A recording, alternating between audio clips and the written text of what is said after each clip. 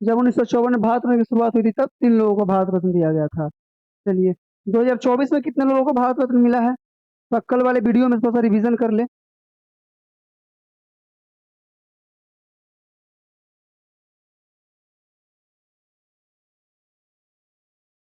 5 लोग को।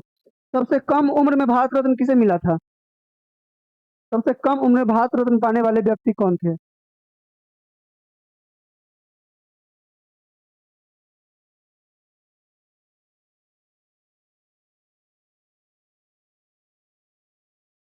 Sachin Tendulkar. Mother Teresa को भारत रत्न कब दिया गया था?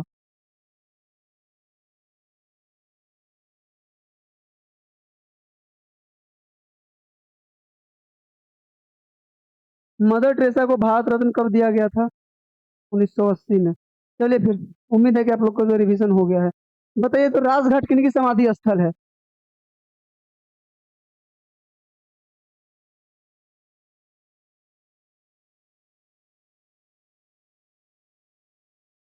राजघाट किन की समाधि स्थल है? महात्मा गांधी का। और चैत्रा भूमि?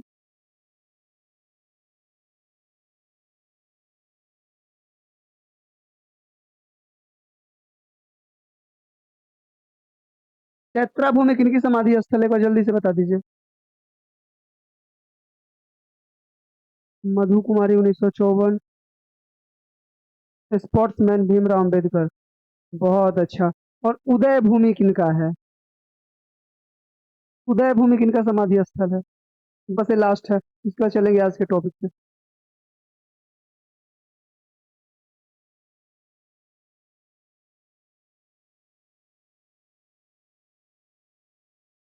सुबह उठकर हम लोग क्या करते हैं? नारायण नारायण।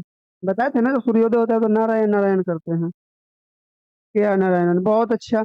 और एक था नारायण घाट, है ना, जो गुलजारी लाल नंदा का था, नारायण घाट। ठीक है। नागेंद्र कुमार है। चलिए फिर आगे बढ़ते हैं। आज का जो हमारा टॉपिक है, देखिए, लुसेंट का 37 नंबर टॉपिक है। वो टॉपिक है दादा साहब फाल्के पुरस्कार। दादा साहब फाल्के पुरस्कार से भी क्वेश्चन आ सकता है आपके एग्जाम में। दादा साहब फाल्के पुरस्कार का जो प्रारंभ हुआ था, दादा साहब फाल्के के जन्म दिवस पर हुआ था। और जन्म दिवस पर कब हुआ था? 1969 में जो शुरुआत होती है। दादा साहब फाल्के का जन्म कब हुआ था? आप कोई कमेंट करके बता सकते हैं? दादा साहब फाल्के का जो जन्म हुआ था वो 30 अप्रैल 1870 को हुआ था इनका जन्म। ठीक है। यह सिनेमा के क्षेत्र में भारत का सर्वोच्च पुरस्कार है। अगर पूछेगा आपसे कि सिनेमा के क्षेत्र में भारत का सर्वोच्च पुरस्कार कौन है, तो आपका दादा साहब फाल्के पुरस्कार है। ठीक है। सर जी, हमारा नेट स्लो चलता है, बारिश आवत है। तो बारिश आ रहा है तो कोई बात नहीं, पटना में बारिश आ रहा है। ठीक है। तो सिनेमा के क्षेत्र में सर्वोच्च पुरस्कार पूछेगा तो कौन हो जाएगा? आपका दादा साहब फाल्के पुरस्कार हो जाएगा। अभी देखिएगा 2024 में जो आपको दादा साहब फाल्के पुरस्कार दिया गया है, वो देखिए शाहरुख खान को दिया गया है। किसे दिया गया है? शाहरुख खान को दिया गया है। इनकी एक मूवी आई थी, कौन सी? जवान। ठीक है। इनकी एक जवान मूवी आई थी, तो इसी के लिए इनको जो है दिया गया है अभी दादा साहब फाल्के पुरस्कार। ठीक है।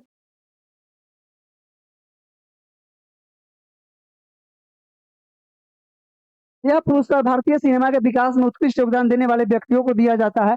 वर्तमान में इस पुरस्कार के अंतर्गत विजेता को 10 लाख रुपया नगद और स्वर्ण कमल और 1 साल प्रदान की जाती है। यानी 1 साल नहीं, अगर किसी को सम्मान करते हैं तो 1 साल उठाकर सम्मान करते हैं, तो वही एक स्वर्ण कमल दिया जाता है, 10 लाख रुपया दिया जाता है और 1 साल प्रदान की जाती है। सूचना और प्रसारण मंत्रालय द्वारा स्थापित यह पुरस्कार फिल्म महोत्सव निदेशालय द्वारा राष्ट्रीय फिल्म पुरस्कार समारोह में प्रतिवर्ष प्रस्तुत किया जाता है। यानी हर वर्ष जो है यह पुरस्कार दिया जाता है। ठीक है। एक क्वेश्चन आपसे बार बार पूछता है कि सबसे पहले कि जब 1969 में शुरुआत हुआ था तो किन्हें मिला था? एक इसको याद रखिएगा, 1969 में शुरुआत होती है दादा साहब फाल्के पुरस्कार को, तो सबसे पहले दादा साहब फाल्के पुरस्कार प्राप्त करते हुए एक अभिनेत्री थी, देविका रानी रोरी। कौन थी? देविका रानी रोरी। अब हम लोग इसको कैसे, सबसे पहले घर में जब कुछ होता है तो ना बोलते देवी की पूजा करनी चाहिए, है ना। तो जब दादा साहब फाल्के सिनेमा का सर्वोच्च पुरस्कार है, या सिनेमा का जब कोई मूवी चालू करते हैं तो उसको देखते होंगे, जब उसका वो स्टार्टिंग वाला सीन, उसको देखिए पूजा का उसमें तो होता है, अगरबत्ती वगैरह जलता है और पूजा होता है, नारियल वगैरह फोड़ा जाता है। 1969 में किन्हें मिला था? देविका रानी रोरी को मिला था, यहाँ से याद रखिए। और मरणोपरांत 1971 में मिला था पृथ्वीराज कपूर को। मरणोपरांत पृथ्वीराज कपूर को 1971 में मिला था दादा साहब फाल्के पुरस्कार। ठीक है, चलिए अब सब इसमें से याद नहीं करना है, इसमें से कुछ कुछ याद करना है जो आपको बता दिया जाएगा।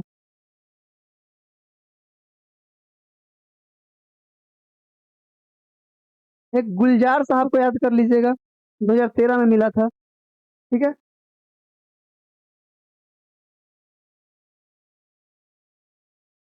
ज्यादा याद इसमें से करना नहीं है, ठीक है ना। हाँ, एक याद कीजिए, सत्यजीत रे। सत्यजीत रे को दादा साहब फाल्के पुरस्कार जो है 1984 में मिला था। ठीक है, सत्यजीत रे को जो दादा साहब फाल्के पुरस्कार कब मिला था? तो 1984 में मिला था। फिर उसका एक और देख लीजिए, भूपेन हजारिका, इनको मिला था 1992 में। ठीक है, भूपेन हजारिका जो है 1992 में इनको मिला था दादा साहब फाल्के पुरस्कार। ठीक है, सबसे लंबा सेतु कौन है? भूपेन हजारिका सेतु है ना, 9.1 किलोमीटर, अरुणाचल प्रदेश में। हाँ, 1994 में दिलीप कुमार को मिला था। ठीक है, और एक याद रखिएगा, आशा भोसले को 2000 में मिला था दादा साहब फाल्के पुरस्कार। यह क्वेश्चन कई बार रिपीट है, आशा भोसले को दादा साहब फाल्के पुरस्कार कब दिया गया था? तो वर्ष 2000 में दिया गया था। ठीक है, तो फिर नीचे का देख लीजिए, अमिताभ बच्चन को 2018 में मिला है दादा साहब फाल्के पुरस्कार। 2020 में आशा पारेख को मिला है। अभी वर्तमान में 2024 में शाहरुख खान को मिला है। ठीक है, चलिए एक टॉपिक खत्म। बस एक छोटा छोटा टॉपिक है लुसेंट विविध का, और इसको थोड़ा सा याद करना होता है, और विविध है तो थोड़ा सा रट्टा तो मारना पड़ेगा। अब देखिए, प्रमुख लेखक और उनकी पुस्तक, अब इसमें से भी सब याद नहीं करना है, जो एग्जाम में बार बार पूछा गया उसको याद करना है। अब हम एग्जामिनर नहीं है, बस हम बता रहे हैं, अनुमान लगा रहे हैं कि प्रीवियस ईयर में जहाँ से क्वेश्चन बना है वहां से बता रहे हैं। अब हो सकता है उसके मन जो हम ना बताएंगे याद करने के लिए वही पूछ दे, एक बार अपने से भी इसको देखना है। ठीक है, बात बाकी जो बार बार पूछता है तो उस पर अनुमान आप लोग खुद लगा सकते हैं। ठीक है,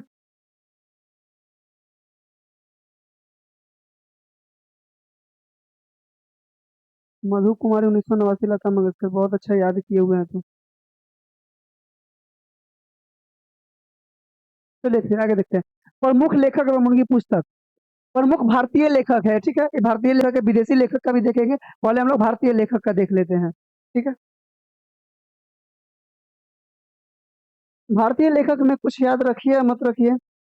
एक पंचतंत्र के लेखक विष्णु शर्मा को याद रखिए, और प्रेम वाटिका रस खान, कैसे बोलते हैं? प्रेम रस, है ना।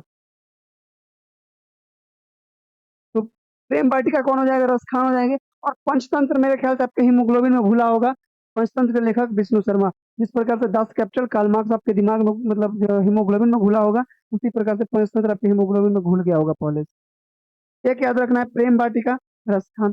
उसके बाद प्रेम वाटिका के बाद तुरंत रखना है मिर्च कटिकम। मिर्च कटिकम जो है वो आपके शूद्रक का है। मिर्च कटिकम का अर्थ होता है मिट्टी का खिलौना। ठीक है, और कामसूत्र के लेखक कौन थे? तो वात्स्यायन थे कामसूत्र के लेखक। ये सब भारतीय लेखक है जिनमें घुला हुआ है। और एक है दाएं भाग।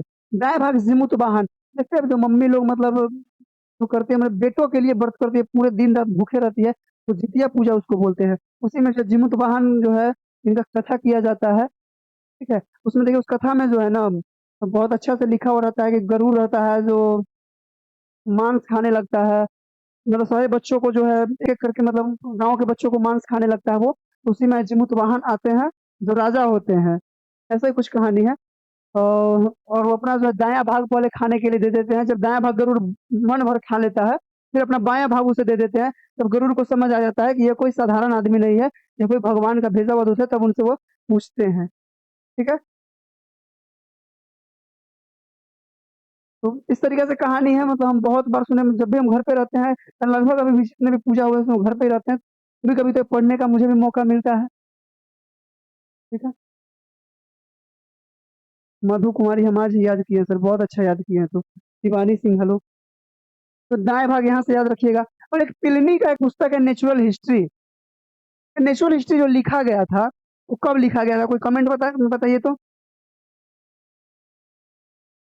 और नेचुरल हिस्ट्री है ना, इसे एक नेचुरली के नाम से भी जाना जाता है, याद रखिएगा, इसे नेचुरली के नाम से भी जाना जाता है, नेचुरल हिस्ट्री को, ठीक है। और ये जो लिखा गया था आपका 77 ईस्वी में लिखा गया था, आपका नेचुरल हिस्ट्री। कब लिखा गया था? 77 ईस्वी में। हाँ, 620 कैसे बोलते हैं, 77 ईस्वी से इसका जो है कंफर्म डेट है।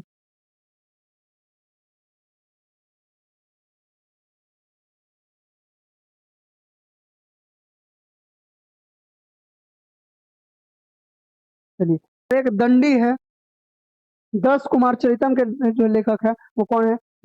दंडी हो जाएंगे आपका, ठीक है। और बुद्ध चरितम में कौन हो जाएंगे? अश्वघोष। बुद्ध चरितम, अश्वघोष। और ये आपको भी याद होगा, बाणभट्ट। कादम्बरी के लेखक कौन है? बाणभट्ट। ये आपके हिमोग्लोबिन में घुलल होना चाहिए, कई बार पूछा हुआ क्वेश्चन है। कादम्बरी के लेखक कौन है? बाणभट्ट। या हर्षचरित के लेखक पूछ देगा आपसे तो बाणभट्ट हो जाएंगे, ठीक है। 7 को औरंगाबाद किसका किसका एग्जाम है?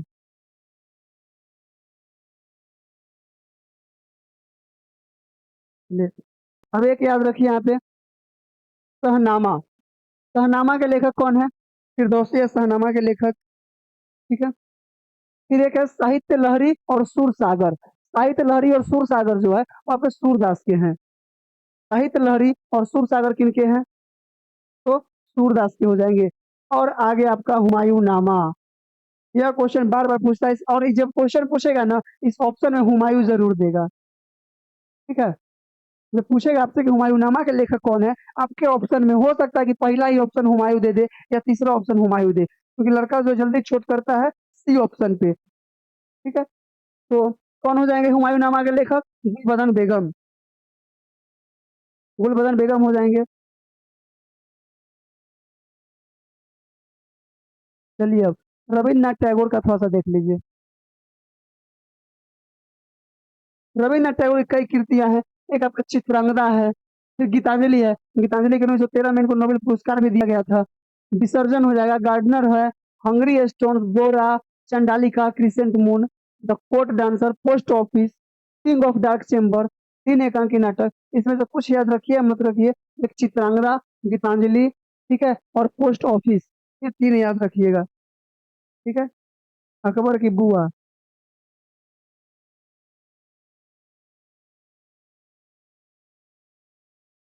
फिर आपसे एक क्वेश्चन पूछता है, भारत भारती के लेखक कौन है? तो मैथिली शरण गुप्त हो जाएंगे। भारत भारती के लेखक कौन है? मैथिली शरण गुप्त है। यह भी क्वेश्चन आपसे पूछता है। हम्म। अब यहाँ से एक और याद रखिएगा, खुशवंत सिंह का कुछ लेखक। इंदिरा गांधी रिटर्न्स, खुशवंत सिन्हा।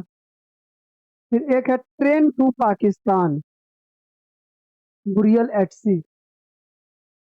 ये आपको याद रखना है, इंदिरा गांधी रिटर्न्स और ट्रेन टू पाकिस्तान, खुशवंत सिन्हा। ये आपको जो है हमेशा याद रखना होगा। अंजलि मिश्रा, जय हिंद सर। जय हिंद।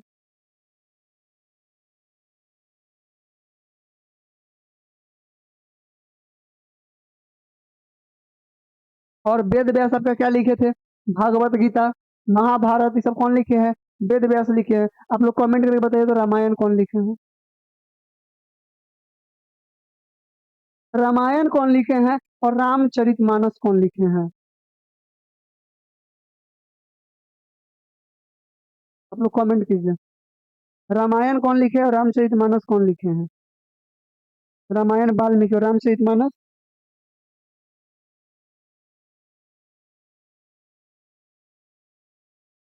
और एक यहाँ पे याद रखिएगा, कमाइनी को जो जयशंकर प्रसाद लिखे थे। और इंदिरा गांधी का याद रखिएगा, इंटरनल इंडिया और माई ट्रूथ। इंदिरा गांधी का तो जरूर याद रखिएगा, माई ट्रूथ और इंटरनल इंडिया। तुलसीदास रामचरितमानस, बहुत अच्छा। चलिए बताइए। इंदिरा गांधी का समाधि स्थल का नाम आप लोग बता दीजिए। कल बताए थे ना इंदिरा गांधी का समाधि स्थल, तो जल्दी से आप लोग कमेंट कर दीजिए, तो इंदिरा गांधी का समाधि स्थल कौन सा है।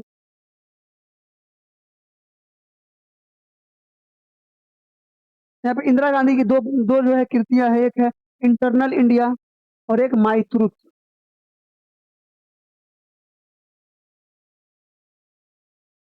शक्ति स्थल इंदिरा गांधी। वीर भूमि राजीव गांधी का है मधु कुमारी। जयशंकर प्रसाद के कमाई नहीं याद रखिएगा, ठीक है। अब एक क्वेश्चन यहाँ पे आप लोग को बहुत और फंसता होगा। अरविंद घोष का कृति है लाइफ डिवाइन, ठीक है, और एक पुस्तक आपका आता है डिवाइन लाइफ, ठीक है। एक है लाइफ डिवाइन और एक है डिवाइन लाइफ। जब लाइफ डिवाइन बोलेगा तो अरविंद घोष, और डिवाइन लाइफ बोलेगा तो ये शिवानंद के हैं। अब हमें जब कंफ्यूज होता था इस पुस्तक को याद करने में, तो हम इसको कैसे याद करते थे। यहाँ पे शिव लगा हुआ है, ठीक है। शिव यानी भगवान का, यानी देव का रूप होता है, तो देव पहले आएगा। तो डिवाइन में देखिए, डिवाइन में देव जैसा कुछ मतलब बोलने से महसूस होता है अपने अंदर, ठीक है। तो इससे हम जो है उसको पकड़ पा देते हैं,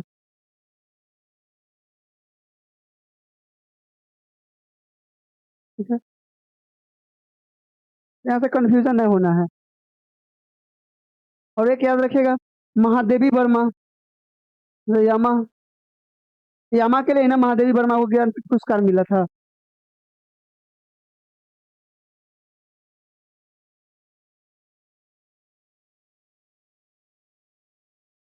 चलिए, मुद्रा राक्षस के लेखक कौन हो जाएंगे, आपके विशाख दत्त हो जाएंगे मुद्रा राक्षस के लेखक, ठीक है। और अष्टाध्यायी के लेखक कौन है, पाणिनि। पाणिनि आप लोगों को याद होना चाहिए। अष्टाध्यायी के लेखक ये आपको याद होगा, हम पहले से श्योर है कि आपको ये चीज याद होगा। चलिए, यह क्वेश्चन भी हमसे पूछता है, इंडियन फिलोसफी के लेखक हो जाएंगे आपके डॉक्टर सर्वपल्ली राधाकृष्णन। जो डॉक्टर डॉक्टर सर्वपल्ली राधाकृष्णन थे, ये आपके भारत के प्रथम उपराष्ट्रपति थे। अब आप लोग कमेंट में जवाब दीजिएगा, डॉक्टर सर्वपल्ली राधाकृष्णन को भारत रत्न कब दिया गया था, ठीक है। और हिंदू व्यू ऑफ लाइफ, ये दो पुस्तक है डॉक्टर सर्वपल्ली राधाकृष्णन का, ठीक है। और मिताक्षरा याद रखिएगा ज्ञानेश्वर का।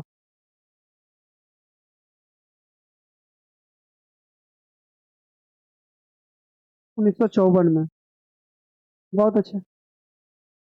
मिताक्षरा किसका हो जाएगा, विज्ञानेश्वर का हो जाएगा। राज तरंगिणी ये भी आप लोग को याद होगा, कलहन का है। और अर्थशास्त्र चाणक्य का, ये तो आप दोनों आप लोग को याद होगा। अर्थशास्त्र चाणक्य हो जाएगा और राज तरंगिणी कलहन। और ये क्वेश्चन पूछा हुआ है। अब कालिदास में आइए। कालिदास में देखिए, कुमार संभवम, रघुवंशम, अभिज्ञान शकुंतलम, मेघदूतम, ये सब किनका हो जाएगा, कालिदास का हो जाएगा।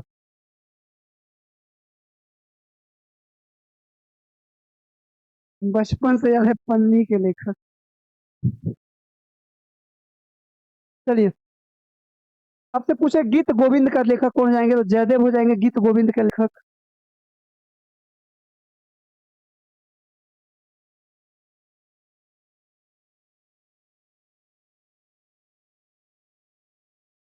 अभी कुछ दिन पहले कोई एग्जाम का क्वेश्चन देख रहे थे, उसमें पूछा हुआ था पद्मावत के लेखक कौन हो जाएंगे, तो मलिक मोहम्मद जैसी हो जाएंगे पद्मावत के लेखक। पद्मावत के लेखक कौन हो जाएंगे, मलिक मोहम्मद जैसी। अब आएगा देखिए, आईने अकबरी और अकबरनामा। ये दोनों ऑप्शन में जब दोनों क्वेश्चन पूछता है, इसके ऑप्शन में रहता है अकबर, जरूर रहता है ऑप्शन में, ठीक है। आईने अकबरी और अकबरनामा कौन लिखा था, अबुल फजल लिखा था। अब जल्दी से कमेंट कीजिए, हुमायूं नामा कौन लिख रहा था, हुमायूं नामा कौन लिखा था। और एक याद रखिएगा, बीजक। बीजक किनका है, कबीर दास का है बीजक, याद रखिएगा। और अलबरूनी जब आया था, तो एक उसका एक कृति है किताबुल हिंद।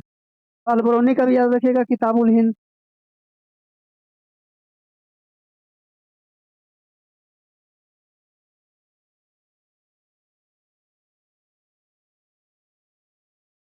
अकबर की बुआ। चलिए, अब एक याद रखिएगा इसमें से, जजमेंट। जजमेंट याद रखिएगा, और इंडिया आफ्टर नेहरू। ये दो पुस्तक जो लिखा गया है, कुलदीप नायर के द्वारा लिखा गया है। इंडिया आफ्टर नेहरू और एक जजमेंट, ये दोनों को याद रखिएगा। ठीक है।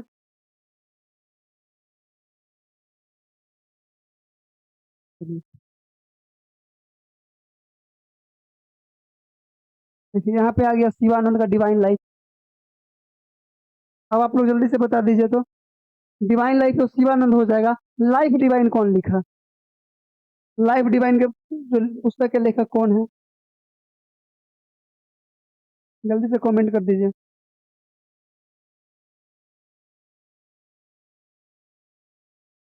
अरविंद घोष, चलिए बहुत अच्छा। एक याद रखिएगा, प्रेमचंद की कृति गोदान, कर्म भूमि, रंग भूमि। ठीक है, किसका हो जाएगा? प्रेमचंद के हो जाएंगे गोदान, कर्म भूमि और रंग भूमि। और एक याद रखिएगा, अज्ञेय का कितनी नाव में कितनी बार। यह भी क्वेश्चन आपसे पूछा हुआ है, कितनी नाव में कितनी बार, किसकी कृति है? अज्ञेय की है।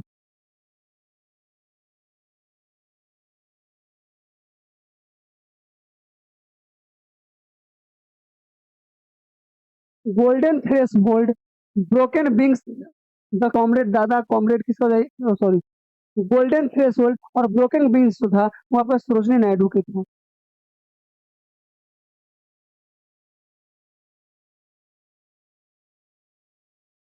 और एक याद रखिएगा आप लोग, चिदम्बरा। चिदम्बरा किनका हो जाएगा? सुमित्रा नंदन पंत का। यह भी पूछा हुआ क्वेश्चन है, चिदम्बरा के लेखक कौन है? सुमित्रा नंदन पंत हो जाएंगे।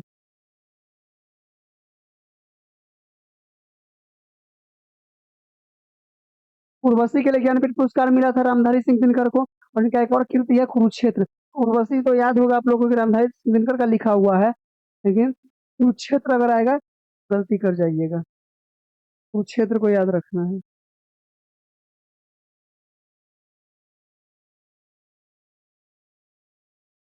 मधु कुमारी पूछ रही है, सर जी आप कौन से क्लास में हैं?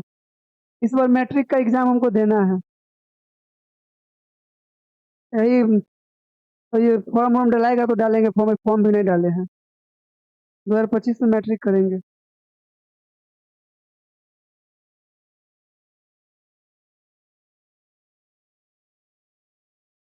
फिर यह भी पूछा हुआ है, आपका नेचर क्योर किनका है? तो मोरारजी देसाई का है नेचर क्योर। हाँ भाई, बस इतना मतलब आप लोग जो है ना, भगवान से विनती कीजिए, दुआ कीजिए कि मैट्रिक कम से कम पास कर ले। तब ना हम अपने नाम के आगे लगाएंगे GGMP। इसी को ना बोलते हैं घींच घाच के मैट्रिक पास।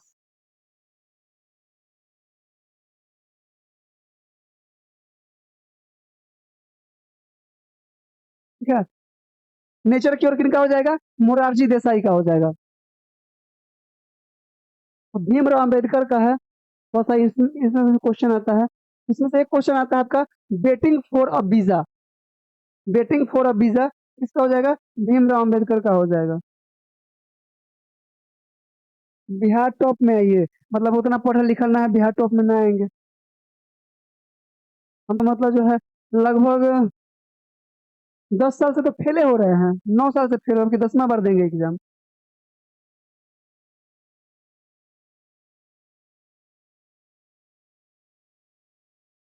भाई मैट्रिक के पास ना किए तो बिहार पुलिस का एग्जाम कहाँ से देंगे? चलिए, एक वेटिंग फॉर अ वीजा याद रखिएगा, और एक पाकिस्तान और द पार्टीशन ऑफ इंडिया। ठीक है।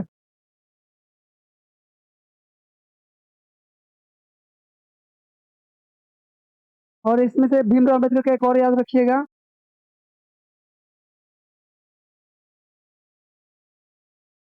The Buddha and Karl Marx. क्योंकि जब कार्ल मार्क्स जो 10 कैपिटल आप लोग याद रखते हैं, 10 कैपिटल एक कार्ल मार्क्स है, उसी प्रकार से इसको जब आएगा the Buddha and Karl Marx, तो कंफ्यूज मत होइएगा। ठीक।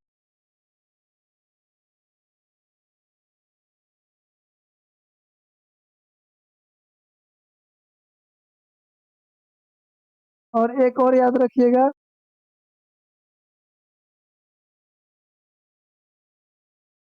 एक और याद रखिएगा, lecture from Colombo to Almora. ठीक है, इनमें से 3-4 याद रखना है।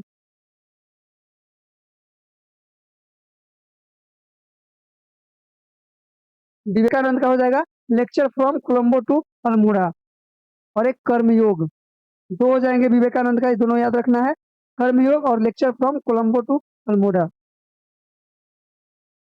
चलिए, दो टॉपिक खत्म, दादा साहब फाल्के पुरस्कार खत्म, और भारतीय लेखक खत्म। तो हमारा मजाक कौन बना रहा है? अब सही है तो बोल रहे हैं सब, जो कम से कम मैट्रिक कम से कम पास कर ले इस बार। सोच रहा है कि मैट्रिक पास कर ले तो फिर आगे हम भी इंटर कर लें घींच घाच के। तब आप लोग के साथ हम भी कंपटीशन में बैठे बिहार पुलिस में। खैर, आप लोग तो हमसे सीनियर हो जाइएगा, बिहार पुलिस बनिएगा तो।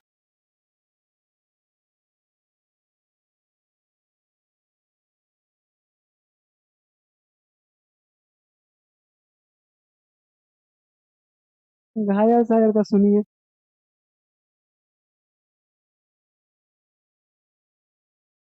हाँ, ऑब्जेक्टिव बना देंगे, ऑब्जेक्टिव। पता चलेगा कि ऑब्जेक्टिव में गलती हो गया था अब। चलिए, विदेशी लेखक और उनकी पुस्तक देखिएगा थोड़ा सा।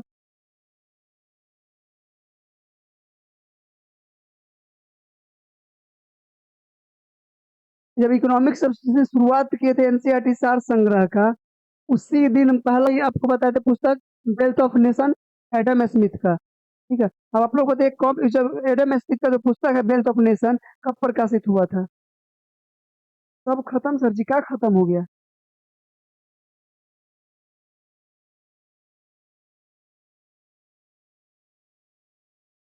अच्छा, आप लोग बुढ़े हो गए हमरा आगे। हाँ, तो हमसे मतलब ये से मतलब दिन के अनुसार काउंटिंग कीजिएगा ना, तो हमसे 2-4 दिन के बड़े हो निकलिएगा आप लोग, हम 2-4 दिन छोटे होंगे आप लोग से। ठीक है, वेल्थ ऑफ नेशन किस वर्ष लिखा गया, जल्दी से कमेंट कीजिए। वेल्थ ऑफ नेशन किस वर्ष लिखा गया, कम।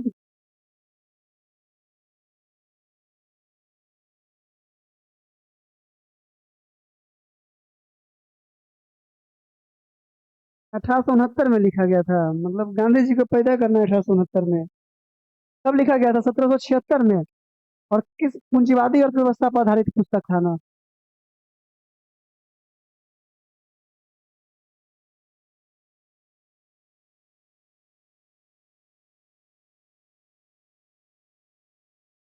चलिए, अब आगे बढ़ते हैं।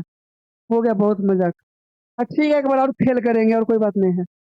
चलिए, अल्बर्ट आइंस्टीन का देखिएगा, the world is I see it.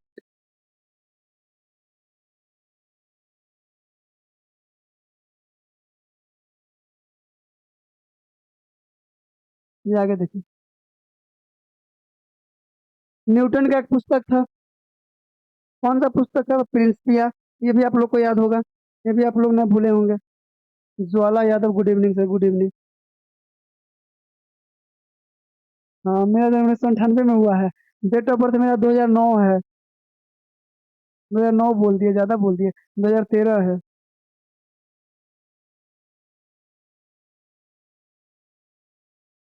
चलिए, और एक प्लेटो का याद रखिएगा, रिपब्लिक। न्यूटन का कौन सा हो जाएगा? प्रिंसिपिया। और प्लेटो का कौन सा हो जाएगा? रिपब्लिक। ठीक है,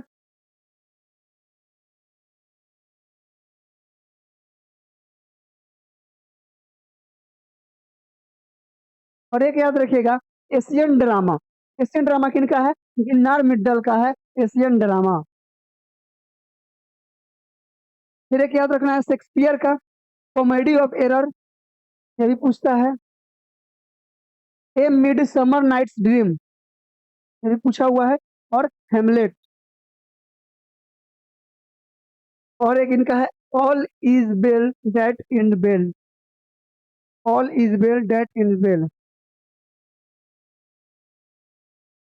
अब हमारा जन्म कुंडली जो है आपको पता है, बताइए। हमारा जन्म कुंडली हमरा खुदे पता ना है। तो भी सर जी बहुत मजाक करते हैं, हम मजाक काहे करेंगे?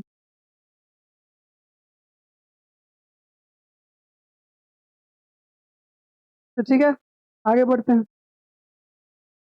तो देखिए, जेडे भुट्टो का याद रखिएगा, ग्रेट ट्रेजेडी। ये क्वेश्चन पूछता है, आपका प्रीवियस ईयर में पूछा हुआ है। ग्रेट ट्रेजेडी, महान त्रासदी जो है किस किस, सब रिश्तेदार है सर के, तो सब हमें रिश्तेदार है, कोई बात नहीं है।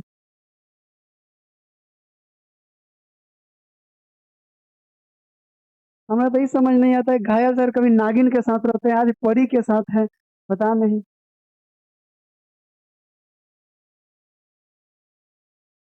चलिए, जेडे भुट्टो कौन है, ग्रेट ट्रेजेडी किसका हो जाएगा, तो जेडे भुट्टो का हो जाएगा। जॉर्ज बर्नार्ड शो का याद रखिएगा, मैन ऑफ डेस्टिनी और मैन एंड सुपरमैन, ये दो याद रखिएगा, जॉर्ज बर्नार्ड शो का, ठीक है।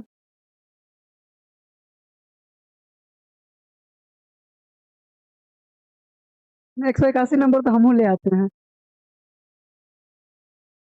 ठीक है। मैन ऑफ डेस्टिनी किनका हो जाएगा, जॉर्ज बर्नार्ड शो का हो जाएगा, और मैन एंड सुपरमैन किनका हो जाएगा, जॉर्ज बर्नार्ड शो का। अभी आप लोग कमेंट कर रहे हैं ना, जैसे ही खत्म होगा फिर पूछेंगे क्वेश्चन, तब देखते हैं। यही हमारे मैट्रिक पास कराने में काम आता है, देख लेंगे। हम तो इतना दिन से फेल करिए, एक बार और फेल कर जाएंगे, क्या दिक्कत है। आप लोग बिहार पुलिस बन जाइए इस बार।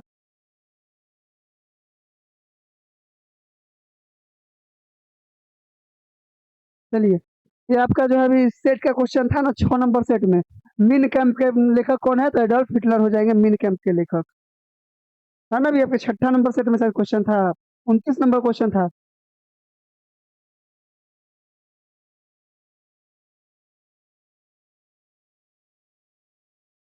चलिए, और पॉलिटिक्स के लेखक कौन हो जाएंगे, अरस्तु हो जाएंगे।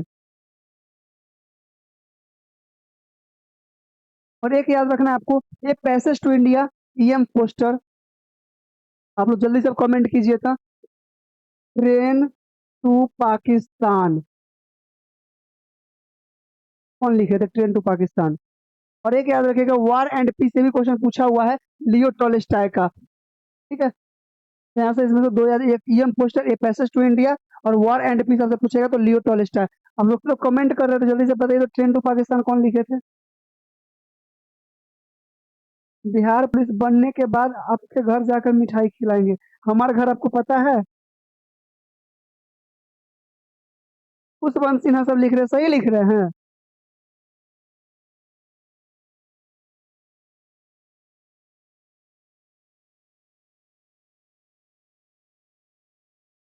ना भाई, ना मजाक बना रहे हैं, चाहे आप लोग का मजाक बनाएंगे हम।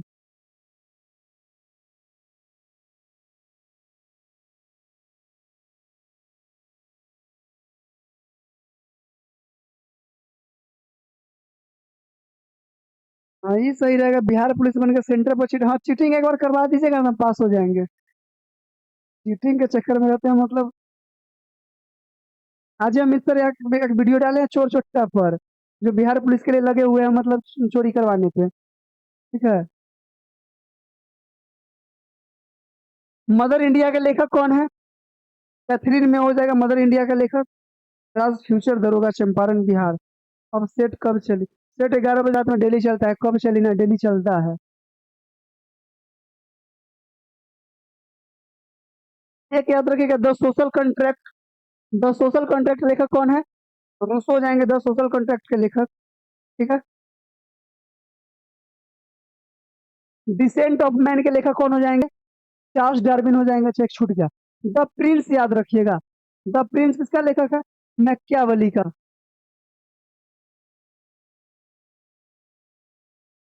देखिएगा, द प्रिंस का जो है, जो कौटिल्य का पुस्तक अर्थशास्त्र है, दोनों को मतलब में दोनों को जो है एक समान देखा जाता है ना। भाई इस बार अगर सेटिंग हो गया ना, तो सरकार गिर जाएगा, टेंशन मत लीजिए।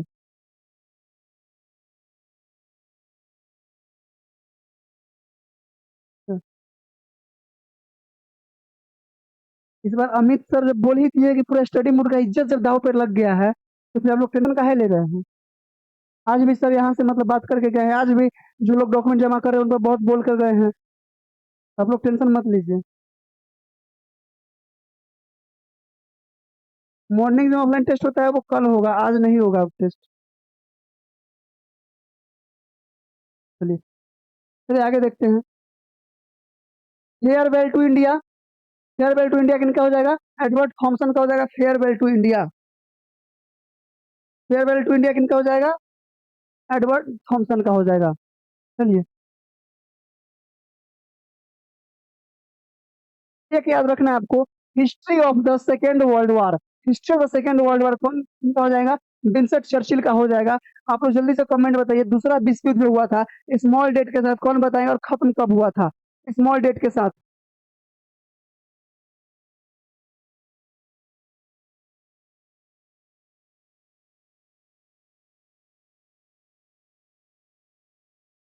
ठीक है, जल्दी से बता दीजिए। जो दूसरा विश्व युद्ध हुआ था आपका सेकेंड डेट के स्मॉल डेट के साथ, आप लोग जल्दी से कमेंट कर दीजिए।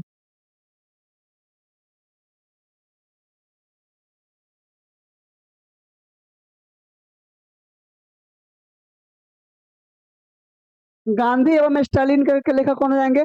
Louis Fisher. गांधी एवं स्टालिन के लेखक कौन हो जाएंगे? Louis Fisher. 1 सितंबर 1939 से 2 सितंबर 1945। बहुत अच्छा।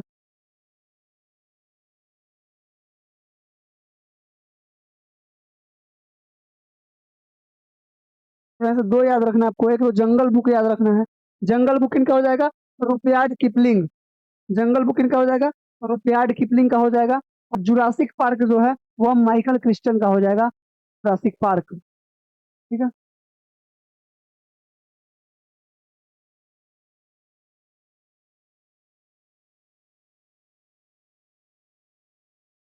ठीक है, इतना ही काफी है उसमें का। इतना विदेशी पुस्तक याद रख लीजिए, मतलब 10 12 विदेशी पुस्तक का नाम बता, इसको याद कर लीजिएगा एक बार। और अगर इसका पीडीएफ चाहते हो तो डिस्क्रिप्शन में टेलीग्राम का लिंक दिया हुआ है, वहां से ज्वाइन कर लीजिए, आपको पीडीएफ मिल जाएगा। ठीक है। हाँ, 1939 in started in second world world war 8 मई 1945। 1 सितंबर को शुरुआत हुआ था, 1 सितंबर 1939 को समाप्त हो गया था 2 सितंबर 1945। हाँ, जंगल जंगल बुक कार्टून हमारा नहीं पता, हम कार्टून ना देखे हैं। बस आओ चलिए, इसमें से क्वेश्चन आता है संगठन, मतलब पुलिस बल का जो संगठन हुआ था इस वर्ष हुआ था, और मुख्यालय पूछता है आपसे। ठीक है। लगभग सबका जो है आपका नई दिल्ली ही है। बस एक जो आपको याद रखना है, बाद बाकी सबका नई दिल्ली याद रखना है। रियाज अंसारी, अब कितना बुक पढ़े, दिमाग खराब हो रहा है। हम आपको ज्यादा बुक पढ़ाई कहाँ रहे हैं, हम तो बस प्लूसेंट बता रहे हैं और विकास सर सेट लगवा रहे हैं।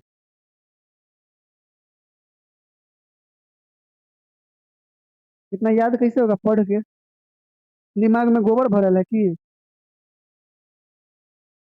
अब गोबर से याद है, राष्ट्रीय मस्तिष्क अनुसंधान केंद्र कहाँ है? कल बताए थे। अब ट्रिक हमरो पता नहीं है भाई। कल ये गुड़गांव, आंसर निकल गया मुंह से। राष्ट्रीय मस्तिष्क अनुसंधान केंद्र कहाँ है?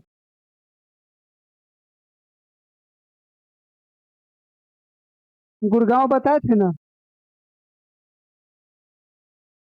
मगर ना दिमाग पूरा गोबर करके रख दिए हो। उससे गुड़गांव याद था। चलिए देखिए, असम राइफल की जो स्थापना हुई थी कब हुई थी? 1835 ईस्वी में हुई थी। इसका मुख्यालय कहाँ है? शिलोंग। शिलोंग कहाँ की राजधानी है? आप लोग कमेंट करके बताइए तो।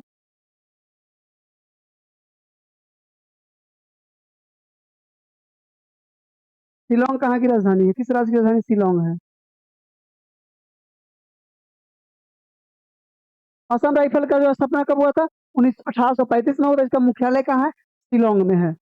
आगे देखिए, सीआरपीएफ, इसको बोलते हैं केंद्रीय रिजर्व पुलिस बल। इसकी स्थापना कब हुई थी? 1939 ईस्वी में हुई थी। और इसका मुख्यालय कहाँ है?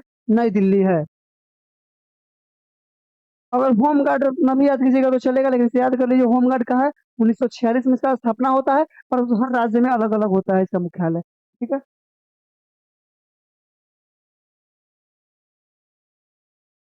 भाई अमित सर चिल्ला चिल्ला के बोल दिए कि अगर 50 55 60 आ रहा है तो रिजल्ट होगा। हम लोग को पता नहीं क्या मतलब जो है,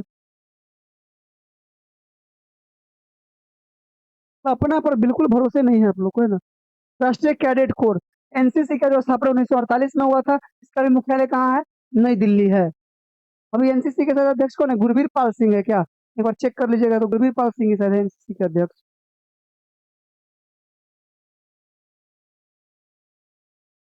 प्रादेशिक सेना, इसको बोलते हैं ट्यूटोरियल आर्मी, बोलते हैं प्रादेशिक सेना को। इसकी स्थापना 1949 में हुई थी, विभिन्न राज्यों में होता है। ट्यूटोरियल आर्मी होता है, कुछ और होता है क्या प्रादेशिक सेना? एक आपका भारत तिब्बत सीमा पुलिस आईटीबीपी, इसकी स्थापना कब हुई थी? 1962 में हुआ था। इसका मुख्यालय कहाँ है? नई दिल्ली है। मुख्यालय तो सबका जो है नई दिल्ली रहेगा, बस एक याद रखना है आपको, असम राइफल का जो है शिलोंग में है। होम गार्ड जैसे ही आएगा तो समझिएगा होम गार्ड सबका घर अलग अलग होता है, सब अलग अलग राज्य में होगा। ठीक है।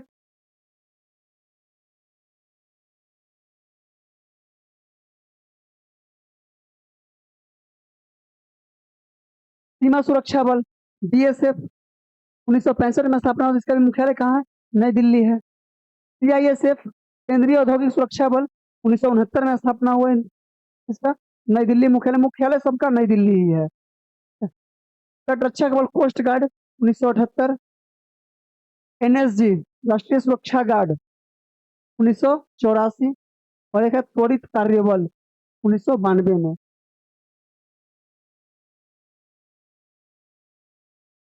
लगता है कुछ ज्यादा ही पढ़ लिए, अच्छा बात है, ज्यादा पढ़ना चाहिए। लेकिन एक चीज जानते हैं, पढ़ना उतना ही चाहिए जितना कि हम पचा सके। जैसे नहीं बोलते खाना उतना ही खाना चाहिए, या सबसे साधारण एग्जांपल, पाँव उतना ही फैलाना चाहिए जितना कि बड़ा चादर हो। उसी तरह पढ़िए जितना कि आप मतलब अपने अंदर जो है उसको एडजस्ट कर ले। अब पढ़ लीजिए ज्यादा, आप उसका होबे नहीं करेगा। हमारा पर भगवान की कृपा रहता तो हम मैट्रिक के पास न करते, क्या मतलब जो है। तो सर राजनीतिक दल देख लीजिएगा, जो अलग अलग देश का अलग अलग राजनीतिक दल है, यहाँ से भी एक क्वेश्चन बन सकता है। जैसे एक को वाला ने क्वेश्चन पूछा था संसद से, जो अमेरिका का संसद का पूछ दिया था। कांग्रेस आंटी कौन है? सुप्रिया श्रीनेत। तो कांग्रेस आंटी लिखे हैं, हमको लगा कांग्रेस की आंटी जो भी है ना, सुप्रिया श्रीनेत, उसके बारे में चर्चा चल रहा है।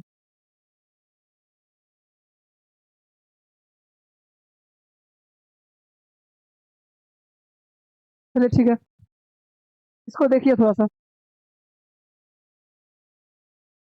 यूएसए का जो राजनीतिक दल है वो कौन सा है? एक आपका रिपब्लिकन पार्टी है और एक डेमोक्रेटिक पार्टी है। ठीक है।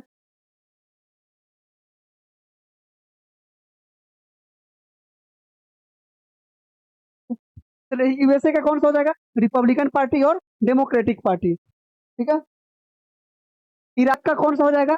Bath party. सबका याद नहीं रखना है, एक यूएसए का याद रख लीजिए। और अभी हमारे प्रधानमंत्री जो है ज्यादा अभी सभी कहाँ गए हैं? रूस में गए हैं। एक रूस का याद रखिए, लिबरल डेमोक्रेटिक पार्टी, रसाज चॉइस और कम्युनिस्ट पार्टी।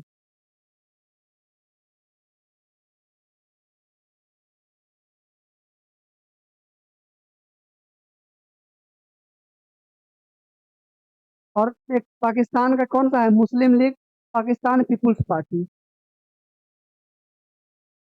और भारत का तो जानते ही है, भारतीय राष्ट्रीय कांग्रेस और भारतीय जनता पार्टी। कौन बताएंगे कांग्रेस पार्टी की स्थापना कब हुई थी? और भारतीय जनता पार्टी की स्थापना कब हुई थी? दोनों का डेट बताइए तो। अब है विभिन्न देशों की संसद, संसद का नाम है, जो पूछा था एक अक्टूबर वाले एग्जाम में।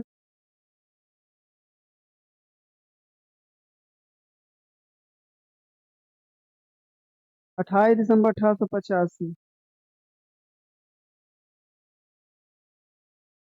बीजेपी 1980। चलिए, विभिन्न देशों की संसद का नाम देखना है, तो भारत का संसद का नाम क्या है? संसद ही है। रूस का क्या है? ड्यूमा, ये पूछा हुआ क्वेश्चन रूस वाला पूछता है, ड्यूमा हो जाएगा। ब्रिटेन का कौन सा है? पार्लियामेंट है। ब्रिटेन का कौन सा हो जाएगा?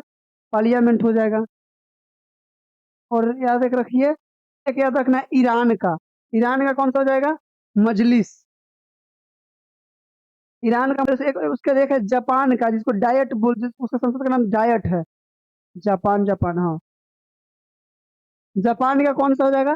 डायट हो जाएगा जापान के संसद का नाम। ठीक है। और एक याद कर लीजिए, एक यूएसए का संसद का नाम क्या है?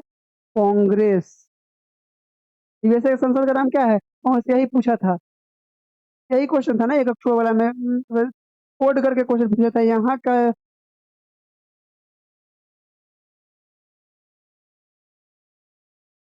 कुछ क्वेश्चन था, मतलब माइंड से फिसल रहा है। उसका आंसर यही होना चाहिए था। कांग्रेस, कांग्रेस किससे संबंधित है? तो यूएसए से संबंधित है, इससे क्वेश्चन था, संबंधित पर क्वेश्चन पूछा था। और एक बांग्लादेश का याद रखिएगा, जिसको जातीय संसद बोलते हैं, बांग्लादेश संसद को।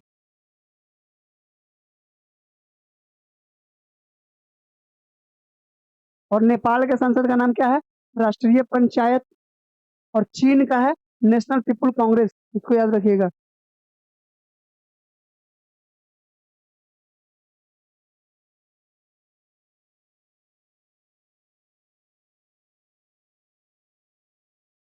ठीक है, इसमें से इतना ही याद रखना है संसद में से। हम देखिए, हम याद नहीं कर पा रहे हैं, बस हम बता दे रहे हैं कि सब याद करना है। यहाँ पे हम बोल देने से आपको याद होने वाला नहीं है। बस हाँ, ये है कि सुन लेने से क्या होता है, कभी कभी सुना चीज याद रहता है। तो बस हम आपको जो है याद नहीं करवा रहे हैं, है ना। बस बता रहे हैं कि यहाँ से क्वेश्चन ये सब बनता है, इसको जो है ज्यादातर इसको पढ़ने का प्रयास कीजिए। और क्योंकि पीडीएफ जब डाल दिया जाएगा तो आपको एक बार खुद से पढ़ना ही होगा। अब प्रमुख देशों के राष्ट्रीय चिन्ह।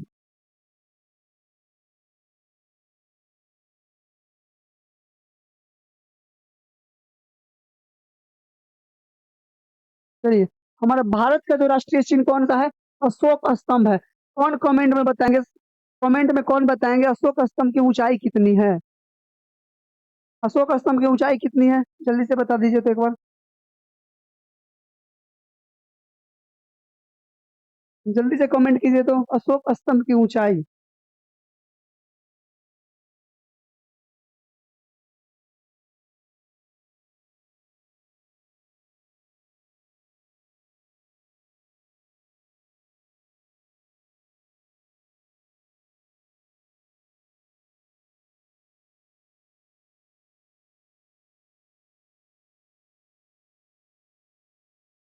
जल्दी कमेंट कीजिए अशोक स्तंभ की ऊंचाई।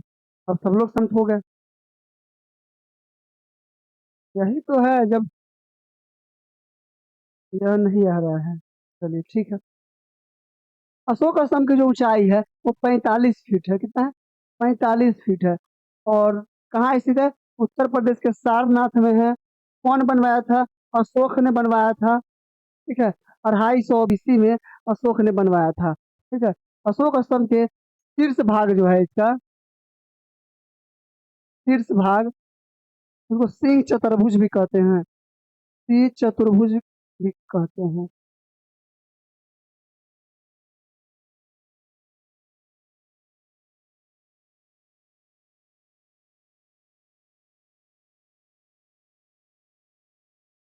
45 फुट लॉन्ग माने लंबा होता है, ऊंचा ना अशोक स्तंभ होगा। मतलब इसके ऊपर में कितना? 12 फीट नहीं भाई, 45 फीट है। इसके ऊपर में 4 गो शेर है, ऊपर में देखिएगा। हाँ, नीचे इसका जो है अशोक स्तंभ का देखिएगा, नीचे में गोल आधार बना हुआ है इस टाइप का। सबके 4 गो जानवर है, और उसके बीच में एक धर्मचक्र प्रवर्तन का चिन्ह दिया हुआ है। हाथी घोड़ा, हाथी है, घोड़ा है, उसमें सिंह है, और एक सांड का भी चर्चा है। आपसे क्वेश्चन पूछ देगा कि इसमें से कौन अशोक स्तंभ पर नहीं, मतलब इसमें से किस जानवर का जो है अशोक स्तंभ में अंकित नहीं किया गया है। ठीक है। अगर आपसे क्वेश्चन पूछेगा कि भारत का सबसे ऊंचा विजय स्तंभ कौन सा है, तब कौन बताइएगा? तो बोलिए, आंसर है, बोल देते हैं। भारत का सबसे ऊंचा स्तंभ कौन सा हो जाएगा? विजय स्तंभ, चित्तौड़गढ़ में। तो क्वेश्चन बोलते हैं, उसी में आंसर भी निकल जाता है। विजय स्तंभ का निर्माण देखिएगा, कौन करवाया था? तो महाराणा कुंभा ने करवाया था। जब 1437 में महमूद खिलजी को हराया था, तब उन्होंने जो है विजय स्तंभ का बनवाया था, महाराणा कुंभा ने। चलिए, तुर्की का देख लीजिएगा। तुर्की का जो राष्ट्रीय चिन्ह है वो चांद तारा है। तुर्की का कौन सा है? चांद तारा है। डेनमार्क का समुद्री तट हो जाएगा। डेनमार्क का समुद्री तट। 2 लीटर का नॉर्वे और 2 लीटर का शेर। नॉर्वे का राष्ट्रीय चिन्ह कौन सा हो जाएगा? शेर हो जाएगा। बांग्लादेश का वाटर लिली, बांग्लादेश का क्या हो जाएगा, वाटर लिली हो जाएगा। फिर नीदरलैंड का राष्ट्रीय चिन्ह कौन सा है, शेर है। फ्रांस का देखिएगा लिली, बांग्लादेश का देखिए वाटर लिली, फ्रांस का सिर्फ लिली।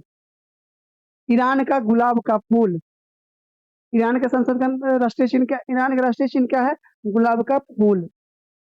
यूके का देख लीजिए गुलाब का फूल। न्यूजीलैंड का कीवी, सदर्न क्रॉस, फर्न, ये सब क्या हो जाएगा, न्यूजीलैंड का राष्ट्रीय चिन्ह हो जाएगा।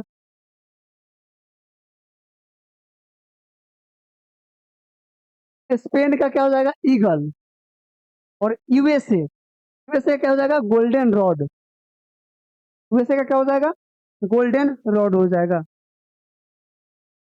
चित्तौड़गढ़, तो चित्तौड़गढ़ है कहाँ, चित्तौड़गढ़ किस राज्य में पड़ता है बताइए तो। जापान का राष्ट्रीय चिन्ह गुलदाउदी, जापान का राष्ट्रीय चिन्ह क्या है, गुलदाउदी होगा। ठीक है। इटली का सफेद लिली, अब जल्दी से कमेंट करके बताइए तो वाटर लिली किस देश का राष्ट्रीय चिन्ह है, जल्दी कमेंट कीजिए। कनाडा का देखिएगा मैपल लीफ हो जाएगा। ऑस्ट्रेलिया का बैटल हो जाएगा। देखिए ऑस्ट्रेलिया में जो है क्रिकेट जब होता है ना, तो सबसे मजबूत बैटल जो है ऑस्ट्रेलिया और भारत का देखने में मजा आता है, इसे तो पाकिस्तान के साथ ज्यादा मजा आता है। जा रहे हैं सर जी लुसेंट पढ़ने, तो हम कौन सा यहाँ जो है आपको जो है स्पेक्ट्रम लेके बैठे है, हम लुसेंटे लेके बैठे है। ठीक है। रूस का कौन सा हो जाएगा, double headed eagle, double headed eagle. जल्दी से कमेंट कीजिए तो एक बार। वाटर लिली किस देश का राष्ट्रीय चिन्ह है वो कमेंट कीजिए, और ईगल किस देश का राष्ट्रीय चिन्ह है दोनों कमेंट कर दीजिए।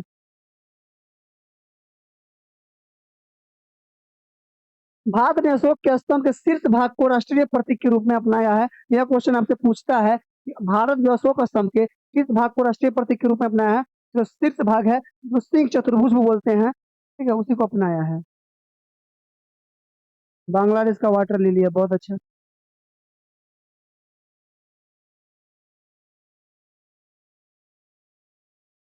अब है अंतरराष्ट्रीय सीमा। अरे यहाँ सबसे क्वेश्चन बनता है कि नहीं बनता है एग्जाम में, आप लोग बताइए तो। जितना टॉपिक लाया गया है, क्या इसमें से क्वेश्चन बनता है एग्जाम में।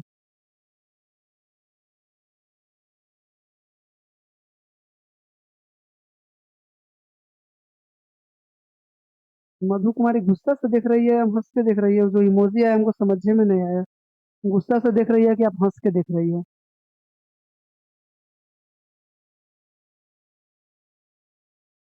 चलिए।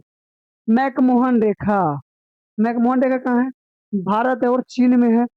तो 1914 में शिमला में जो है निर्धारित किया गया था, कहाँ पे, शिमला में।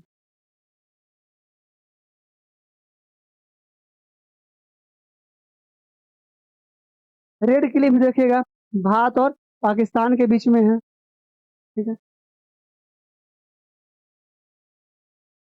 मधु कुमारी जी सर, हंस कर देख रही है, गुस्सा से देख रही है, यही पूछ रहे थे आपसे हम।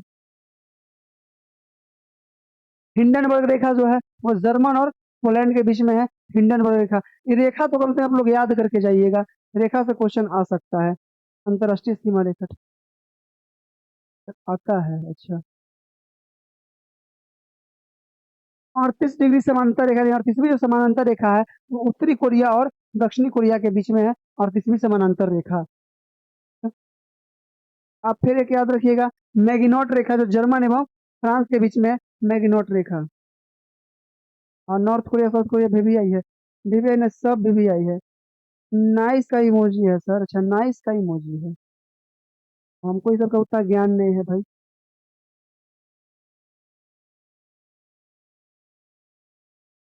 49वीं समानांतर रेखा यूएसए और कनाडा के बीच में है, 49वीं समानांतर रेखा। और 30वीं समानांतर रेखा पूछेगा तो उत्तरी कोरिया और दक्षिणी कोरिया के बीच में हो जाएगा। 49वीं समानांतर रेखा पूछेगा तो वह यूएसए और कनाडा के बीच में हो जाएगा। ठीक है। तो हंस के, मतलब मुझे देखकर हंस रही है या मुझे देखकर हंस रही है, ऐसा ही कोई जोक था पता नहीं, तो सही बोल पाए कि नहीं। मुझे हंसकर देख रही है या फिर मुझे देखकर हंस रही है, ऐसे ही शायद है।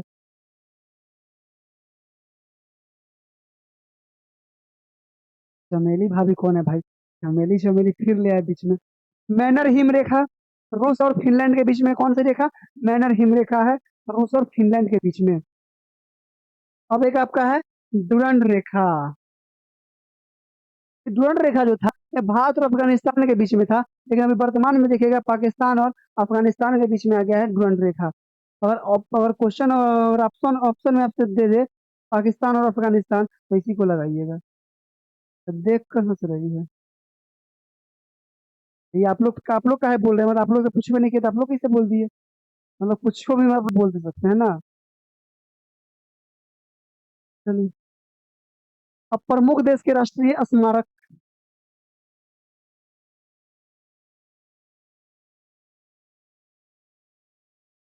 प्रमुख देश का जो है राष्ट्रीय स्मारक पूछा हुआ पूछता है, ठीक है। एक पूछेगा आपका झुकी हुई मीनार।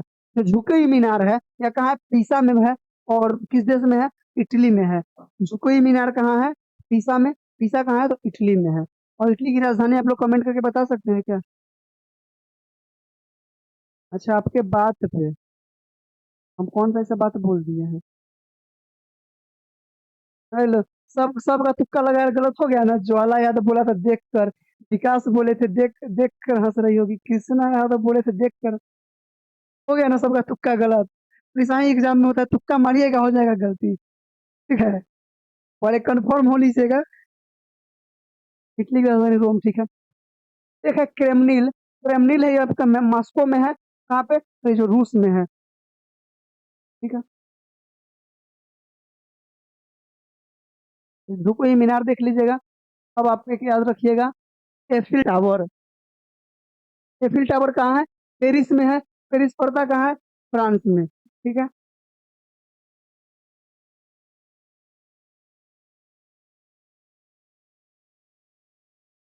मधु बहुत तेज गलत करवा दी। चलिए, अब एक याद रखिएगा, statue of liberty. Statue of liberty है कहाँ? न्यूयॉर्क में। न्यूयॉर्क अब कहाँ है? कहाँ? यूएसए में है। और अपना ताजमहल तो आगरा में है, भारत में, ठीक है। रानी कुमारी जय श्री राम। जय श्री राम। चलिए, इतना ही याद रखना है। में से 12 को में से 4-5 को टिक करवा दिए, 4-5 को याद रखना है। अब मधु कुमारी जी भी दिखा रही है।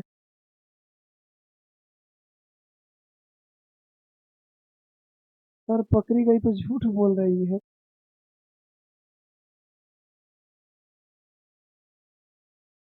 चलिए आगे बढ़िए। महत्वपूर्ण राष्ट्रीय एवं अंतर्राष्ट्रीय दिवस। दिवस से भी क्वेश्चन बनता है, तो दिवस आप लोग खुद से याद कीजिएगा। दिवस से क्वेश्चन आएगा ही पेपर में, इसमें कोई शक नहीं है। चलिए, इसमें पीडीएफ में डाल दिए, आपका जनवरी का डाल दिए हैं, ठीक है। फरवरी डाल दिए हैं। मार्च डाला हुआ है। जनवरी फरवरी मार्च डाला हुआ है आपका। इसको आप लोग जो है देख लीजिएगा, ठीक है। चलिए, अब देखिए, समकालीन संयुक्त राष्ट्र अंतर्राष्ट्रीय वर्ष।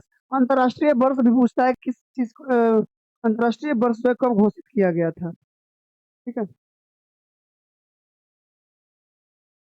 पॉलिटिक्स पढ़ने जा रहे हैं। पॉलिटिक्स मतलब होता है राजनीति। आप संविधान पढ़ने जा रहे हैं, ठीक है।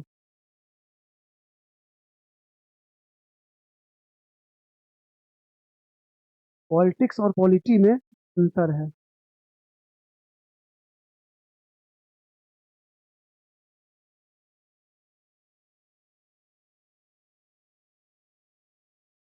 हाँ, चलिए। अंतर्राष्ट्रीय मृदा वर्ष अगर आपसे पूछेगा तो अंतर्राष्ट्रीय मृदा वर्ष कब घोषित किया गया था, तो 2015 को जो है अंतर्राष्ट्रीय मृदा वर्ष घोषित किया गया था, ठीक है। हम पढ़ कर बैठे हैं सर जी, पढ़ कर बैठे हैं। बताइए तो आर्टिकल 201 क्या है? जल्दी से कमेंट कीजिए तो आर्टिकल 201।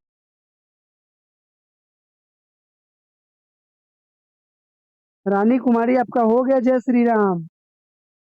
अब पढ़िए, जवाब दीजिए आर्टिकल 201 में क्या है। और कोई दूसरा जवाब नहीं देगा, अंजलि सिर्फ जवाब देगी। पढ़कर बैठी हुई है, अभी खड़ी भी ना है, बैठी हुई है। ठीक है। अंतर्राष्ट्रीय मृदा वर्ष कब हुआ था? 2015 में। अब एक याद रखिएगा, अंतर्राष्ट्रीय दलहन वर्ष जो आपसे पूछेगा तो 2016 में अंतर्राष्ट्रीय दलहन वर्ष। ठीक है। फिर एक याद रखिएगा, सतत पर्यटन विकास वर्ष। सतत पर्यटन विकास वर्ष जो हुआ था, ठीक है, 100 से 17 2017 में हुआ था सतत पर्यटन विकास वर्ष। ठीक है। चलिए। अंतर्राष्ट्रीय स्वदेशी भाषा वर्ष। अंतर्राष्ट्रीय स्वदेशी भाषा वर्ष जो हुआ था वो 2019 को घोषित किया गया था। ठीक है। और एक ये भी याद रखिएगा आप लोग, रासायनिक तत्वों की आवर्त सारणी का अंतर्राष्ट्रीय वर्ष। जितने भी रासायनिक तत्वों का जो है अंतर्राष्ट्रीय वर्ष जो घोषित किया गया था वो 2019 में घोषित किया गया था।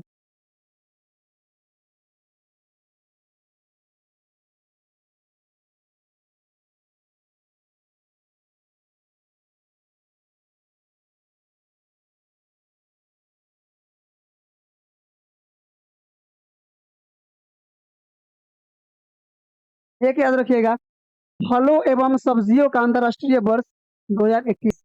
फल एवं सब्जियों का अंतर्राष्ट्रीय वर्ष, विचार के लिए आरक्षित विधेयक। किसके पास आरक्षित विधेयक रहेगा? कौन रोक सकता है? आप आधा आंसर कर रही है, ऐसा आप सही बताई है। हम ना पढ़ाई तेजी से था। मीठी मोम एंड मस्ती है, एक दूसरा कोई नहीं है, ये मेरी दीदी है। ठीक है। इसके कमेंट पे आप लोग ज्यादा ध्यान मत दीजिएगा। अभी 2 दिन पहले मतलब बेड पर लेटर थी, तबीयत खराब से उठ गई है तब आ गए कमेंट करने।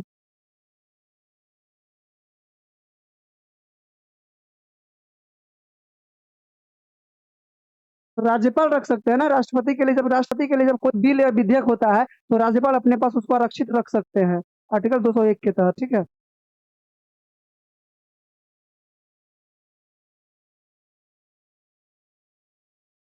अरे यार, कमेंट में प्रणाम कर ली दीदी, खुश रहो। ठीक है। फल एवं सब्जियों का अंतर्राष्ट्रीय वर्ष कब घोषित किया गया था? 2021 को घोषित किया गया था। अब एक देखिए, मोटे अनाज के लिए जो वर्ष अंतर्राष्ट्रीय बाजरा वर्ष या मोटे अनाज का जो वर्ष घोषित किया गया था वो भारत की सिफारिश पर किया गया था 2023 में। तो इसको जो है VVI एकदम स्टार कर लीजिएगा। ठीक है।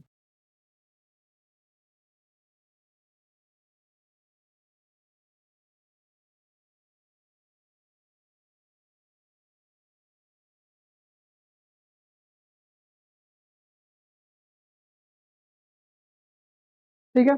और एक आपका कैमलिड्स का अंतर्राष्ट्रीय वर्ष जो घोषित किया गया है 2024 को घोषित किया है कैमलिड्स का अंतर्राष्ट्रीय वर्ष।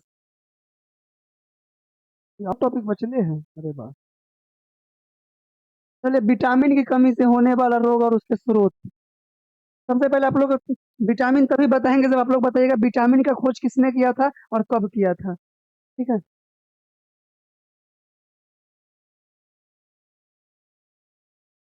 जल्दी से आप लोग कमेंट कीजिए। विटामिन का पढ़ाया हुआ है।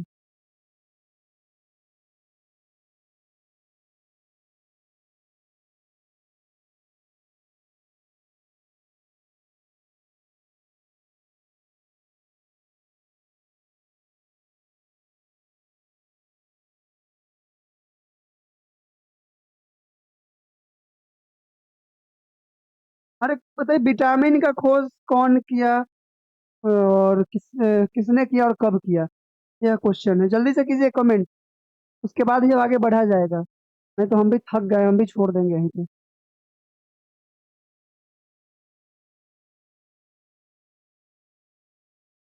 आप लोग सेशन को शेयर कहाँ करते हैं, ना चैनल को सब्सक्राइब करते हैं।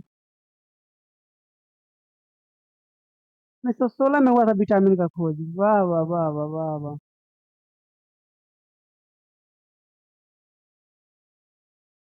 ऑप्शन दे। क्वेश्चन एक बार और सुन लीजिए, ऑप्शन भी दे देंगे। ठीक है।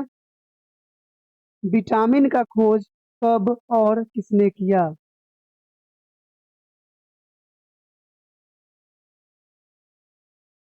तो कुमारी माया दे दी अच्छा जवाब।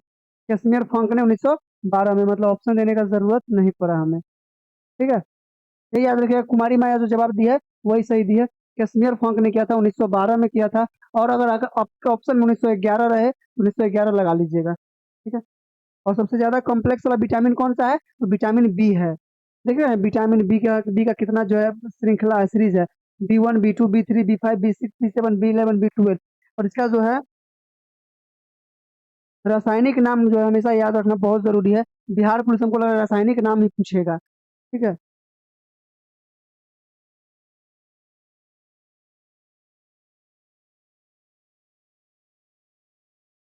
कृष्णा यादव, कमेंट थोड़ा सा मतलब सही से कीजिए, ठीक है।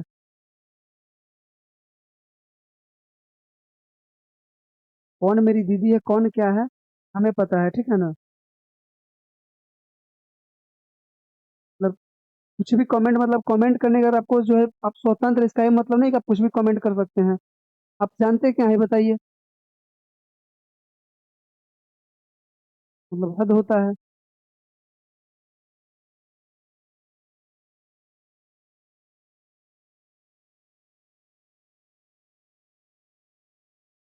चलिए देखिए आगे। विटामिन ए का रासायनिक नाम क्या है, रेटिनॉल।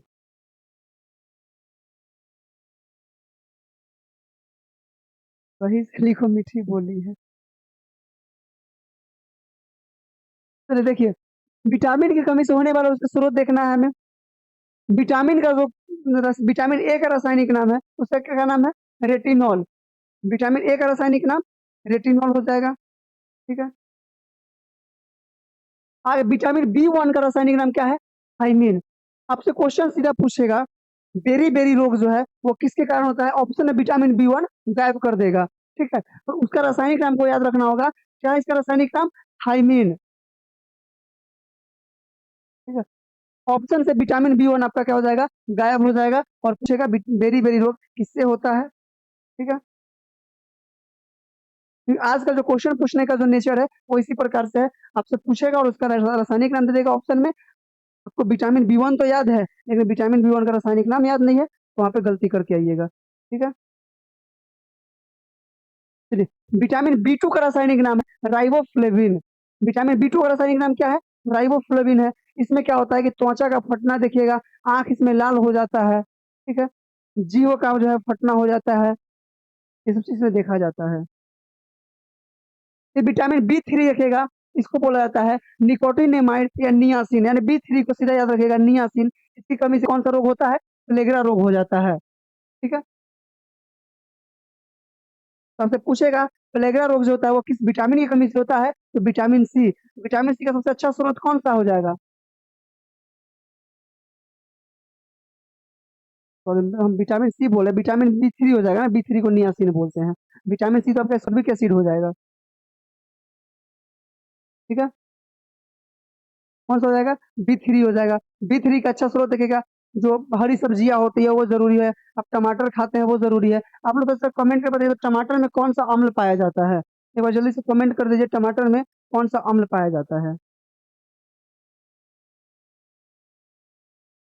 टमाटर में कौन सा अम्ल पाया जाता है, ऑक्जेलिक अम्ल पाया जाता है टमाटर में, ठीक है।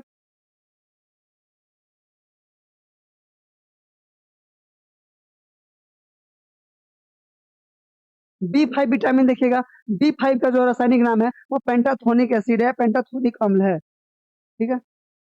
पेंटाथोनिक अम्ल हो जाएगा। इसमें जो है क्या होगा, बाल सफेद होने लगता है, मंद बुद्धि होने लगता है। तो कुछ लोग हैं जिनको याद नहीं रहता है, अभी पढ़ेंगे सुबह में भूल जाएंगे, तो ऐसे लोग क्या बोलेंगे, मंद बुद्धि। तो उसमें किसकी कमी है, विटामिन B5 की।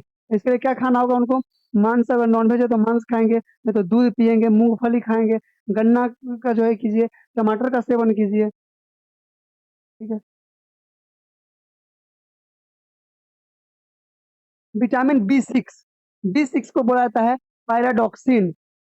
इसकी कमी से कौन सा रोग होता है, एनीमिया रोग होता है, त्वचा रोग होता है।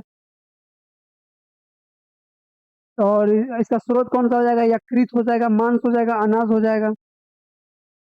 B7 को क्या बोलते हैं रासायनिक नाम, बायोटीन। B7 का रासायनिक नाम क्या है, बायोटीन है। इसकी कमी से लकवा हो जाता है, शरीर में दर्द होने लगता है, बालों का गिरना रहता है। मांस खाइए, अंडा खाइए, यकृत खाइए, दूध पीजिए। दूध खाइए नहीं, दूध पीजिए।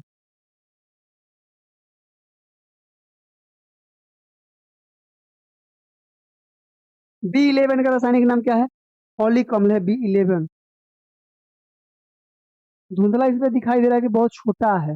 अब पूरा जूम अगर करेंगे ना तो उसका स्रोत खत्म हट जाएगा यहाँ से। B11 का रासायनिक नाम क्या है? फॉलिक अम्ल है। इसकी कमी से हो जाएगा एनीमिया रोग हो जाएगा, आपका पांडु रोग होता है। जैसे मांस खाइए, कलेजी खाइए, दूध खाइए, इसका स्रोत है फॉल B12 का ना एनीमिया और पांडु रोग, इसमें मांस और कलेजी और दूध पीना पड़ता है। तो साइनोकोबाल्मिन इसका रासायनिक नाम है, इसको याद रखिएगा। B11 जो फॉलिक अम्ल होता है, इसमें एनीमिया रोग होता है, पेचिस रोग होता है। इसमें दाल खाइए, यकृत खाइए, सब्जी खाइए, अंडा खाइए, ये सब खाना होता है। अब विटामिन ए का जो है सबसे अच्छा स्रोत कौन सा, आप लोग कमेंट कीजिए। तो आपको ऑप्शन देते हैं। ए में गाजर, सी में अमरूद, सी में सेब, डी में केला।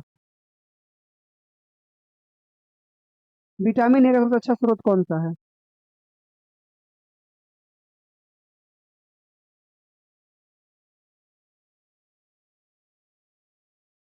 थोड़ा सा सोच समझ कर आंसर लगाइएगा, ठीक है। और यह क्वेश्चन जो है आपका एनसीईआरटी का है। और यह क्वेश्चन कोई एग्जाम में पूछा है, हाल ही फिलहाल, मतलब 1-2 साल पहले किसी एग्जाम का क्वेश्चन है। हमें उम्मीद था कि आप लोग गाजर ही लगाएंगे, जैसा सोच रहे थे वैसा ही लगाए आप लोग।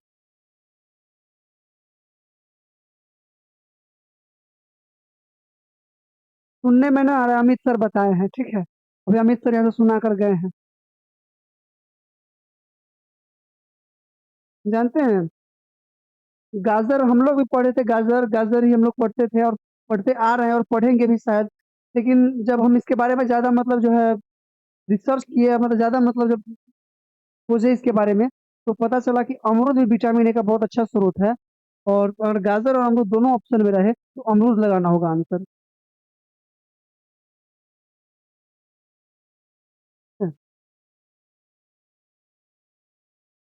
गलत नहीं है, लेकिन इस ऑप्शन के हिसाब से आपको अमरूद के साथ जाना चाहिए था।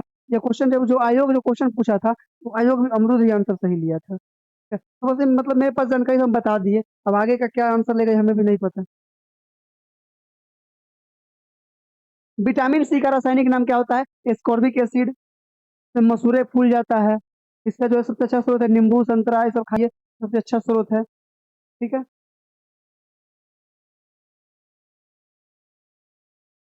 विटामिन डी का रासायनिक नाम क्या है? कैल्सीफेरॉल है। यह जो है रिकेटस होता है बच्चों में, और ऑस्टियोमलेसिया रोग हो जाता है वयस्क में। क्वेश्चन पूछता है विटामिन डी की कमी से कौन सा रोग होगा? अगर बच्चों में होना चाहिए होगा तो रिकेटस रोग होगा, और वयस्क में होगा तो ऑस्टियोमलेसिया रोग हो जाएगा, ठीक है। और इसका सबसे अच्छा स्रोत कौन सा है?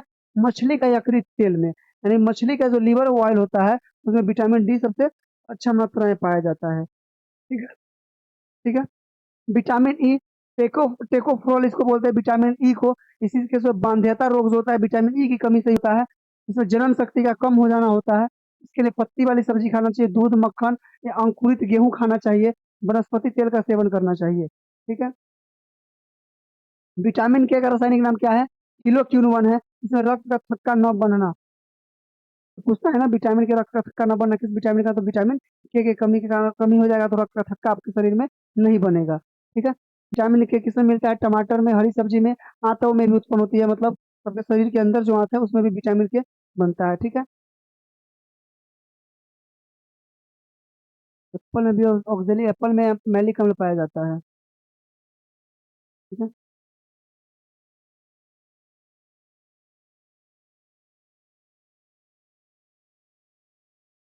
चलिए, और यह भी आपका जो है पर्यावरण संबंधित दिवस है, सप्ताह या माह है, इसको भी आप लोग को देखना होगा, ठीक है, क्योंकि यहाँ से क्वेश्चन आता है। अरे सेटिंग वाले सब सेटिंग करते रहे, कुछ को नहीं होगा, ठीक है, सेटिंग वोटिंग नहीं होने वाला है। इस दिवस को आप लोग को जो है पीडीएफ मतलब पीडीएफ डाल दिया जा रहा है टेलीग्राम पे, वहां से आप इस दिवस को देख लीजिएगा। उधर मार्च तक था, और इधर कुछ दिवस है जो सब मिला मिला हुआ है, ठीक है। 20-22 दिवस है इसमें, इसको भी याद रखिएगा, ठीक है। एक एक तो इम्पोर्टेंट आपका ये विश्व खाद्य दिवस याद रखिएगा, 16 अक्टूबर विश्व खाद्य दिवस, फिर आपका पर्यावरण संरक्षण दिवस 28 नवंबर, यह भी याद रखिएगा। विश्व ओजोन दिवस 16 सितंबर, ये सब याद रखने वाला है। ठीक है।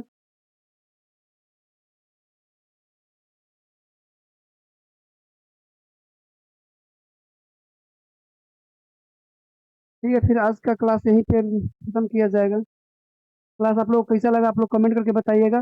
फिर कल जो है एक बार और, कल लास्ट दिन जो है कल लूसेंट चलेगा, लूसेंट का विविध चलेगा। उसके बाद फिर हम थोड़ा सा साइंस का क्वेश्चन कुछ लाने का प्रयास करेंगे, ताकि आपका जो है जो क्या बोलते हैं 25 क्वेश्चन जो साइंस से रहेगा वो नहीं छूटना चाहिए। देखिए, एग्जाम में क्या है, साइंस का अगर 25 क्वेश्चन बना दिए, प्लस विविध का 10 क्वेश्चन अगर आ गया, 10 क्वेश्चन विविध से आता ही है, वो बन गया। पॉलिटी का 8 क्वेश्चन बन गया। हिंदी का 8 को बन गया क्वेश्चन।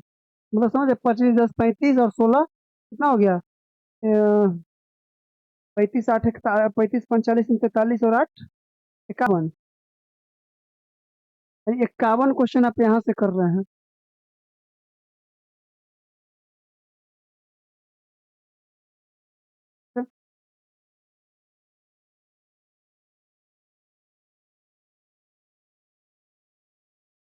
सुमन कुमार बोल रहे हैं पढ़ने से कुछ नहीं होगा, पैसा दो नौकरी लो। भाई तुम्हारा पास अगर पैसा है ना, तो तुम भी पैसा दो कि नौकरी लेकर दिखा दो। दूसरा को काहे इतना ज्ञान दे रहे हो?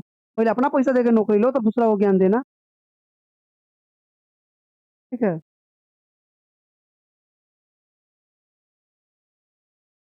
साजन ब्लॉग पूछ रहे हैं आप कितने एग्जाम निकाले अभी तक। आइए फिर दिखाते हैं कितना निकला एग्जाम।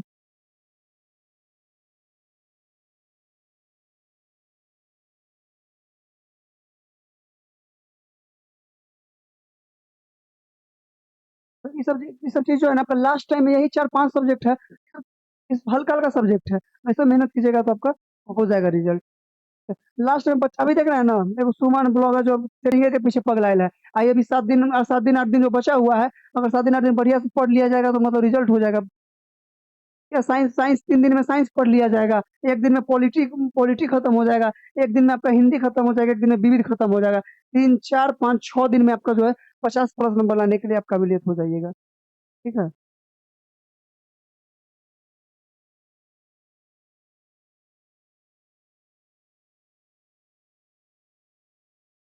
अब भाई रनिंग का टाइम नहीं घटा तो फिजिकल टीचर ज्वाइन कीजिए। अब हमरा से क्या पूछ रहे हैं?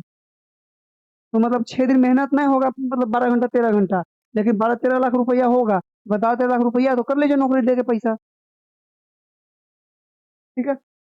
चलिए फिर, क्लास कैसा लगा आप लोग कमेंट करके बताइएगा। फिर मिलते हैं कल के क्लास में। फिर 9:15 में ही क्लास आपका कल लाइव होगा। ठीक है? हमको भी अब लग गया भूख। सुबह से खाना खाए नहीं थे आज, तो भूख थोड़ा ज्यादा लग गया। आवाज मतलब जल्दी निकल नहीं रहा है, लेकिन जबरदस्ती बोल रहे हैं। हल्का हल्का ये नंबर ले जाते हैं। चलिए, और कोई दिक्कत आप लोग को?